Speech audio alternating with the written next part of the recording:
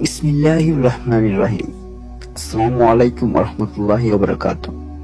আজকের যুগে হারাম সম্পর্ককে লাভ বা ভালোবাসা নামের সাথে উপস্থাপন করা হয়, কিন্তু সত্য কি জানেন?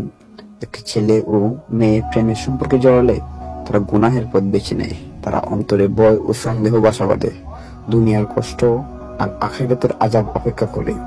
রাসূলুল্লাহ সাল্লাল্লাহু আলাইহি ওয়াসাল্লাম বলেছেন, যে ব্যক্তি তার দেহের এক বিগত অংশ দিয়ে হারামের দিকে অগ্রসর হয়, সে জাহান্নামের দিকে অগ্রসর হলো।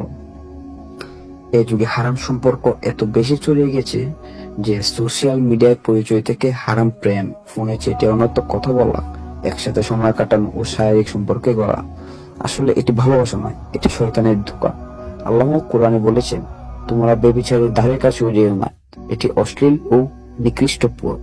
সূরা ইসরা আয়াত নম্বর 32। তাহলে এটার সমাধান কি?